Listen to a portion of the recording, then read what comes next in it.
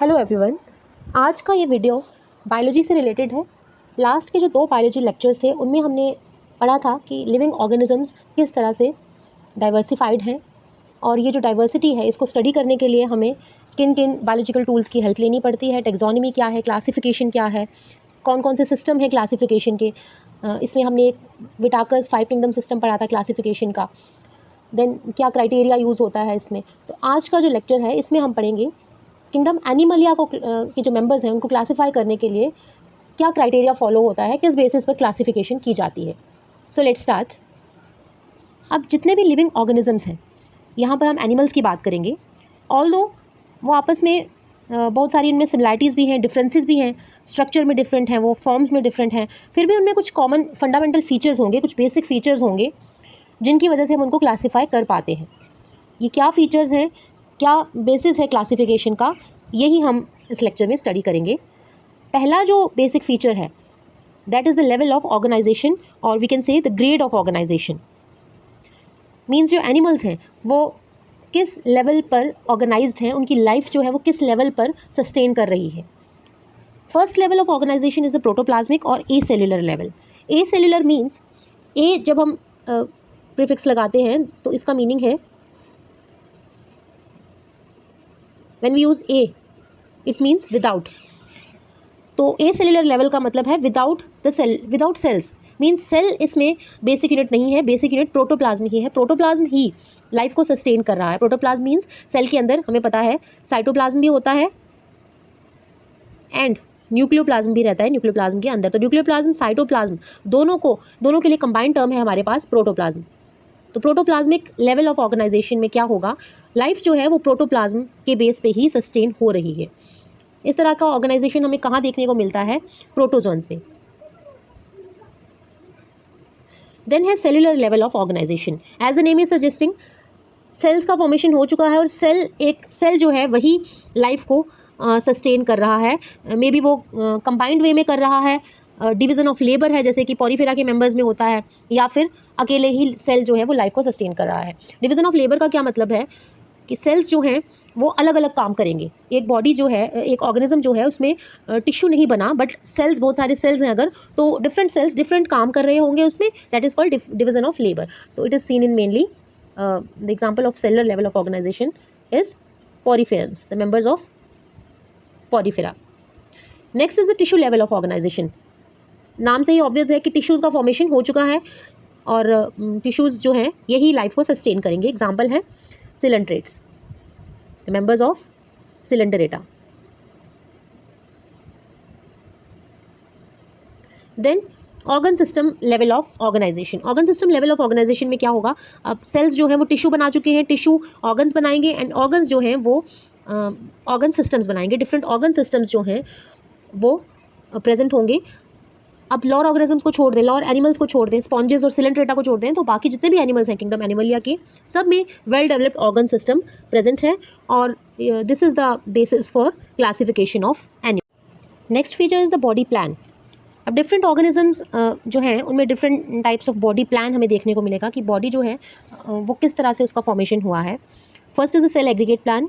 Cell aggregate plan में living organism या animal की जो बॉडी है उसमें सेल्स का क्लस्टर होगा। इस तरह की ऑर्गेनाइजेशन हमें स्पॉन्जेस में देखने को मिलती है, पॉरीफेरा के मेंबर्स में मेनली देखने को मिलती है। Next is the blind sac body plan.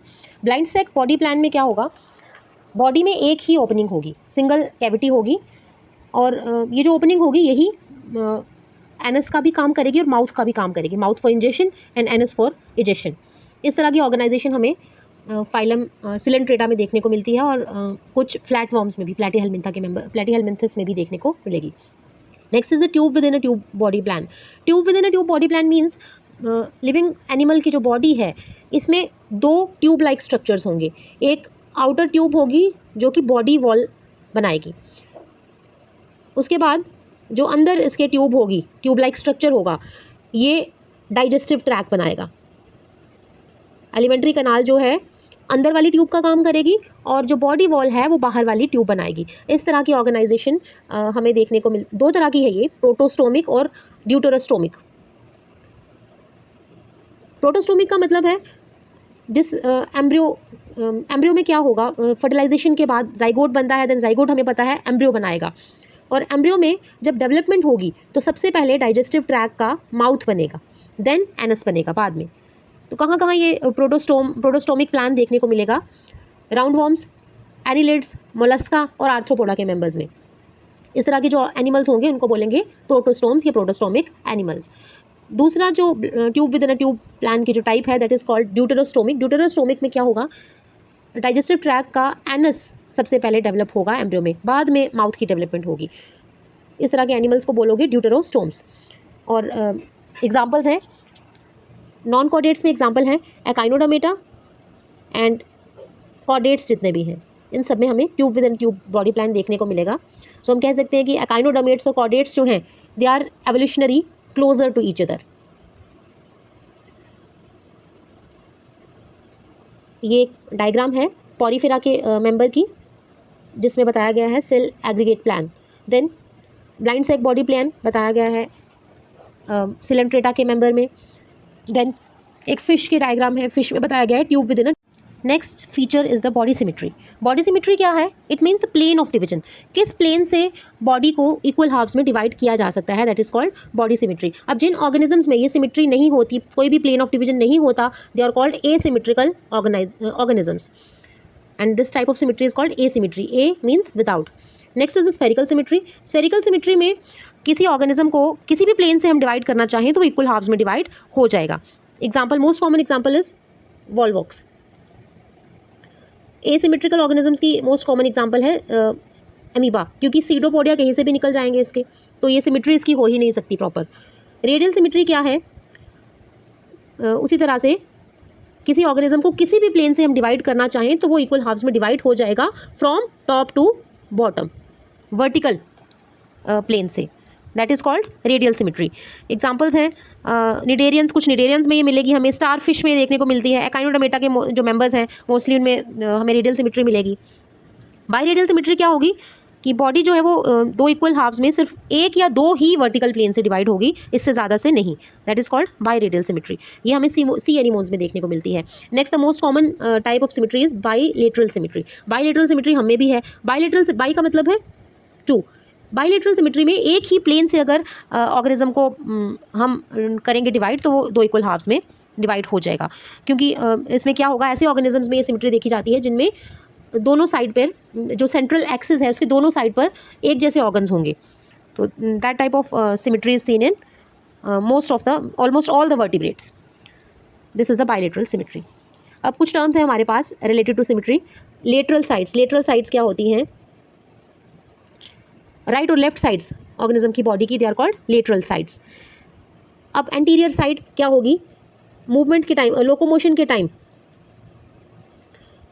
Organism जो है वो किस साइड से मूव करेगा, जो साइड सामने होगी मूवमेंट के लिए यूज होगी आगे जाने के लिए, that is called anterior side, और जो उसके ऑपोजिट साइड होगी that is called posterior side. Dorsal क्या है?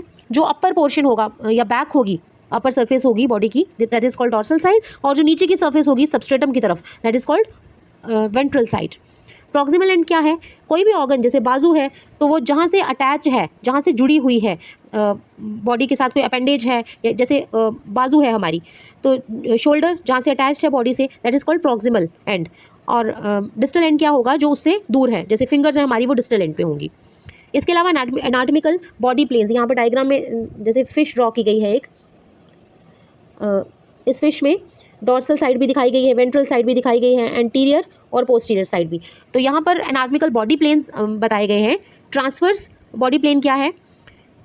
जो बीच से कट कर रहा है, जो प्लेन डिवाइड कर रहा है किसी ऑर्गेनिज्म को। सजाइटल प्लेन क्या है?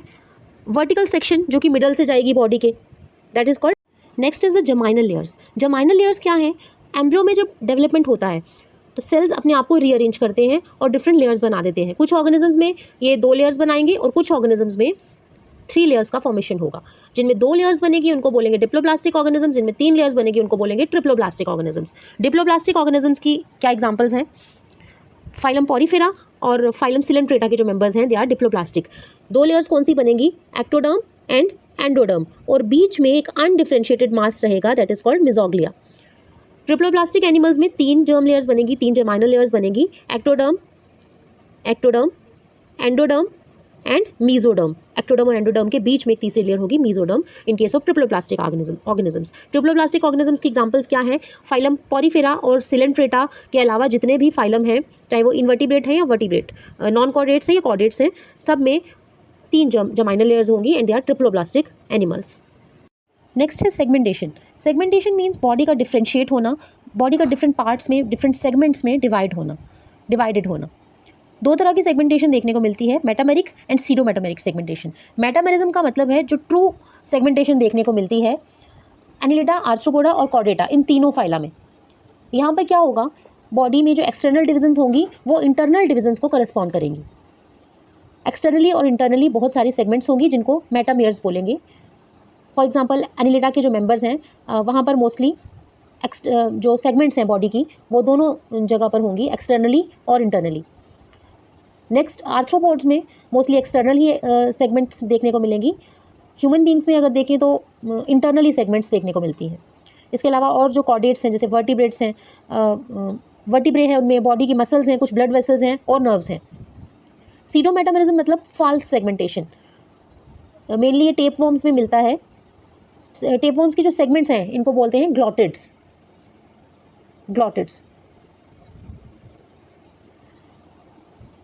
अब सीडो सेगमेंटेशन जो है वो सिर्फ टेपवर्म्स की बात करें तो एक्सटर्नल ही होगी, इंटरनली बॉडी में कोई डिविजन्स नहीं होंगी। नेक्स्ट टर्म आती है सिफिलाइजेशन। सिफिलाइजेशन का मतलब है बॉडी में डेफिनेट हेड स्ट्रक्चर होना एंटीरियर एंड पर, और जितने भी सेंस ऑर्गन्स होंगे, ब्रेन है, कोई भी फूड कैचिंग के लिए जो ऑर्गन्स हैं वो सब के सब एंटीरियर एंड में ही मिलेंगे। That is called cephalisation. Next term है अपेंडेजेस। अपेंडेजेस मतलब बॉडी से जो पार्ट्स प्रोजेक्ट हो रहे हैं, जो डिफरेंट फंक्शंस हैं जिनके, जैसे फीडिंग के लिए, लोकोमोशन के लिए, इस तरह से वो भी कुछ फंक्शंस हैं, इन ऑर्गन्स को कहते हैं अपेंडेजेस। सिलेंट्रेटा में टेंटैकल्स मिलते हैं, एनिलिडा में पैरापोडिया हैं, इसके अलावा लेग्स हैं, एंटीना है, विंग्स हैं आर्थ्रोपोडा के मेंबर्स में। मोलस्का में फुट है, वर्टिब्रेट्स में लेग्स हैं, जैसे फिश है उनमें फिन्स हैं, कुछ मेंबर्स में विंग्स हैं। ये सब एग्जांपल्स हैं अपेंडेजेस की। नेक्स्ट जो हमारे पास क्राइटेरिया है डिवीजन का, दैट इज़ सिलोम। क्लासिफिकेशन के लिए सिलोम को भी कंसिडर किया जाता है। What is coelom? Coelom means body cavity. अब ये जो सिलोम है जिन ऑर्गेनिजम्स में प्रेजेंट नहीं है, बॉडी कैविटी बिल्कुल नहीं है, उनको हम कहते हैं एसिलोमेट्स। लोअर ऑर्गेनिजम्स में, लोअर एनिमल्स में जैसे पॉरीफेरन्स हैं, स्पॉन्जेस, निडेरियंस हैं, टिनोफोर्स हैं, फ्लैटवर्म्स हैं, इनमें सिलोम टोटली एब्सेंट है। देन सीडोसिलोमेट्स मीन्स ऐसे ऑर्गेनिजम्स जिनमें बॉडी कैविटी है, उसको सीडोसील बोलेंगे, but it is false cavity. And examples हैं राउंड वर्म्स। ये जो बॉडी कैविटी है ये एम्ब्रियो में ब्लास्टोसील से डिराइव होगी। यूसिलोमेट्स मीन्स ट्रू सिलोमेट्स, जिनमें सिलोम जो है, बॉडी कैविटी जो है वो एम्ब्रियो के मीजोडर्मल रीजन से, मीजोडर्मल लेयर से डिराइव होगी। They are called true coelomates और eucoelomates. Eucoelomates again are of 2 types, schizocoelomates and enterocoelomates. Schizocoelom क्या है? इस तरह का सिलोम जिसमें मीजोडर्म में स्प्लिट आएगा, मीजोडर्म स्प्लिट होगा, देन ये सिलोम बनेगा, इसको कहते हैं शाइजोसिलोम। आर्थ्रोपोडा, एनिलिडा और मोलस्का के मेंबर्स में शाइजोसिलोम देखने को मिलता है। Next is the enterocoelom. Enterocoelom में मीजोडर्म जो है वो एम्ब्रियो के गट रीजन से अराइज होगा, और इस तरह का जो सिलोम है अल्टीमेटली मीजोडर्म से बनेगा। बट मीजोडर्म कहाँ से आ रहा है? एम्ब्रियो के गट रीजन से। एकाइनोडर्मेटा और सभी कॉर्डेट्स में एंटेरोसिलोम मिलता है। नेक्स्ट है हेमोसील।